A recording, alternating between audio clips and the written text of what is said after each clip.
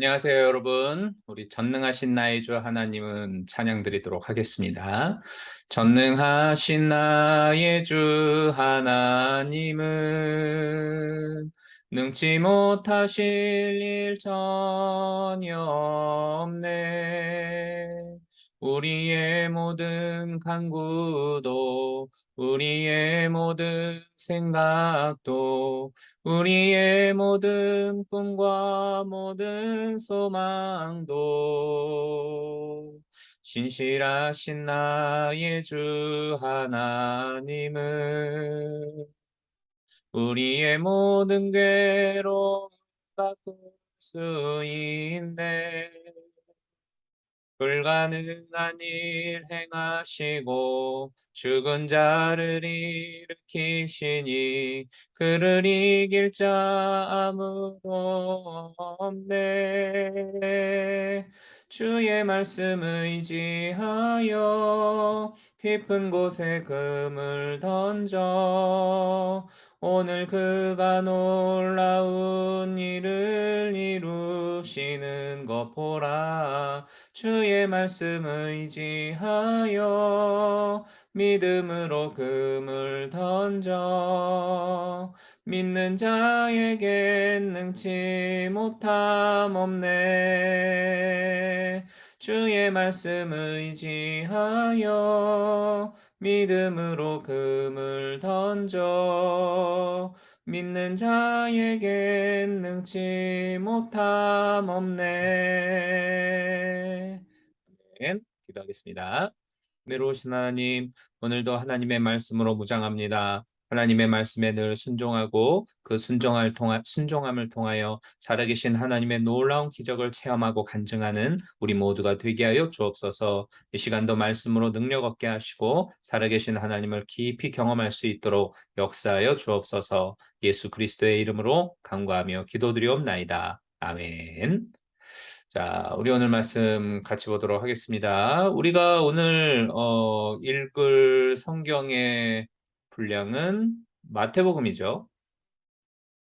마태복음 13장부터 16장까지군요. 네. 마태복음 13장부터 16장까지인데 제가 마태복음 14장 22절부터 29절을 준비해서 여러분들과 함께 은혜를 나누려고 합니다. 읽어드리도록 할게요. 예수께서 즉시 제자들을 재촉하사 자기가 무리를 보내는 동안에 배를 타고 앞서 건너편으로 가게 하시고 무리를 보내신 후에 기도하러 따로 산에 올라가시다 저물매 거기에 혼자 계시더니 배가 이미 육지에서 술이나 떠나서 바람이 거슬림으로 물결을 인하여 고난을 당하더라. 밤 사경에 예수께서 바다 위로 걸어서 제자들에게 오시니 제자들이 그 바다 위로 걸어오심을 보고 놀라 유령이라 하며 무서워하여 소리 지르거늘 예수께서 즉시 일러 가라사대 안심하라 내니 두려워 말라. 베드로가 대답하여 가로되 주여 만일 주시어든 나를 명하사 물 위로 오라 하소서 한데 오라 하시니 베드로가 배에서 내려 물 위로 걸어서 예수께로 가되 아멘. 자, 지금 읽어드린 이 본문 바로 그 위에 있는 내용을 이해하는 것이 참 중요한데요. 우리가 잘 알고 있는 오병이어의 사건이 바로 그 위에 있었습니다. 예수님께서 벳세다 들판에서 말씀을 증거하시다가 늦은 저녁 때가 되었죠. 식사 시간이 이미 지났지만 거기에는 마땅히 먹을 것이 없었습니다. 주님은 거기에 모여 있는 수많은 사람들이 굶고 있는 것에 대해 안타깝게 여기셨죠. 그러던 중 한 소년이 자기 먹을 것으로 싸온 보리떡 5개와 물고기 2마리 도시락을 제자들에게 주고 제자들이 그것을 주님께로 들고 옵니다. 주님은 이 도시락 위에다가 축도를 하시고 사람들에게 나누어 주셨고 남자만 5천 명이 먹고도 12바구니가 남는 기적이 나타나게 됩니다. 너무나 유명한 오병이어 사건이죠. 이런 기적을 베푸신 이후에 바로 조금 전에 읽어드렸던 22절과 23절을 보니까 그 즉시로 제자들에게는 배를 태워서 건너편 마을로 떠나가게 하신 후에 이제 예수님은 기도하시기 위해 따로 산에 올라가시게 되지요. 사건은 이제부터 시작이 됩니다. 제자들이 배를 타고 갈릴리 바다를 건너는 가운데에 갑작스러운 폭풍우가 발생을 하죠. 그 비바람과 파도에 의해 휩쓸리는 배로 인해서 제자들은 혹독한 시련을 겪게 됩니다. 그 죽음의 공포에 사로잡힌 채 한참을 고생하고 있는데 밤 4시경쯤, 그러니까 우리 시간으로 하면, 로마식 시간으로 하면은 이제 밤 4경이고요. 우리 시간으로 하면 새벽 3시에서 6시 사이가 됩니다. 한참 깜깜할 때죠. 무언가 사람 같은 형체가 바다 위를 걸어서 자기들의 배를 향해 오고 있는 겁니다. 여기저기서 불어오는 바람과 바닷물결 때문에 혼이 쏙 빠져 있는데, 게다가 캄캄한 새벽에 정체불명의 무언가가 다가오고 있으니까 얼마나 무서웠겠습니까? 그래서 그들의 반응이 어땠어요? 유령이다! 하면서 소리를 막 고래고래 지르며 벌벌 떨죠. 이들의 안타까운 모습을 보신 예수님이 안심하라, 내니 두려워 말아라 라고 말씀하시고 그들을 안심시켜 주십니다.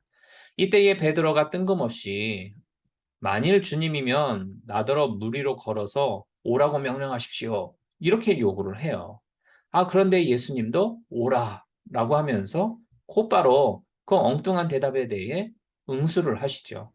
이제 공은 베드로에게 넘어갔습니다. 간다라고 했고 오라라고 하셨으니까 과연 베드로는 어떻게 할 거냐? 같은 배에 타고 있던 나머지 제자들도 베드로가 어떻게 할런지 그의 선택을 숨지겨서 아마 바라보고 있었을 겁니다.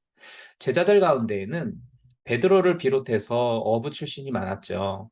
그들이 경험해온 그 바다는 생명과 죽음이 함께 있는 곳입니다. 바다를 통해 생계를 유지해 오기도 했지만 바다로 인해서 많은 죽은 동료 어부들을 경험했을 거예요. 그러므로 그들의 경험상 지금처럼 휘몰아치는 비바람과 파도가 넘실대는 상황에서 더군다나 깜깜한 그 밤에 물속에 뛰어들었다가는 그 결과가 어떨지는 너무 뻔한 거였습니다. 그들은 바다가 얼마나 위험한 곳인지 잘 알고 있는 사람들이었죠. 분명 베드로를 말렸을 겁니다.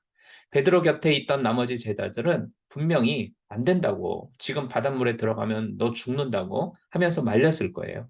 그런데 29절을 보세요. 오라 하시니 베드로가 배에서 내려 물 위로 걸어서 예수께로 갔다, 이렇게 말씀하죠. 이 말씀 안에는 잠시라도 갈등하고 있는 베드로의 모습을 전혀 찾아볼 수 없어요. 뭐가 이성적인 건가, 무엇이 합리적인 건가, 내 경험의 바탕으로 했을 때 어땠었지, 뭐 이런 고민하느라 시간을 끌지 않았습니다. 오라라고 하는 주님의 말씀이 떨어지기가 무섭게 배에 디디고 있던 발을 과감하게 떼어서 바다로 들어가죠. 무엇이 이토록 용감한 베드로를 탄생시켰을까요? 단순 무식한 믿음입니다. 그는 자기에게 오라라고 명령하신 예수님이 창조자 하나님이심을 믿었기 때문입니다. 조금 전만 해도 그들에게 어떤 사건이 있었어요? 오병이어 사건이 있었잖아요. 그래서 이 오병이어 사건이 엄청 중요한 겁니다.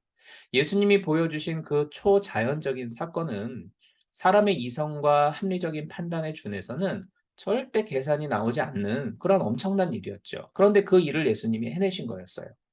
베드로는 그것을 기억하였고 그 예수님이라고 한다면 자기를 분명히 물 위로 걷게 하실 것이라고 믿었던 거죠.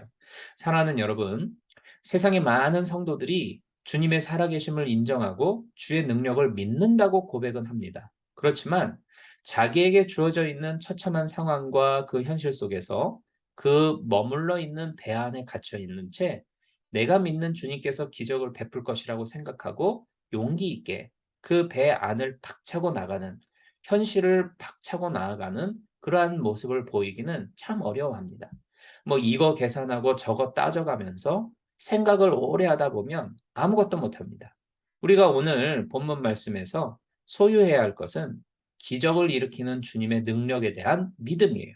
그 믿음을 바탕으로 하여 과감히 행동하는 대범함입니다. 그 안에 놀라운 은혜가 부어질 것을 믿습니다.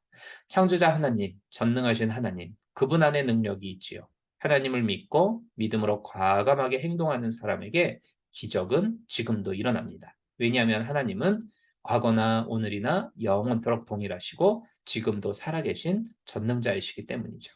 그 기적의 주인공들이 다 되시기를 주님의 이름으로 축복합니다. 기도하겠습니다.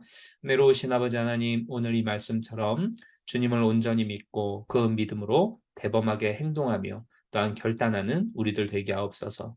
또 그럴 때에 전능하신 하나님을 경험하고 그 하나님을 간증하는 귀한 우리의 삶이 되도록 역사하여 주옵소서. 예수 그리스도의 이름으로 간구하며 기도드리옵나이다. 아멘. 자, 오늘도 좋은 하루 되십시오. 내일 또 찾아뵙도록 할게요. 샬롬.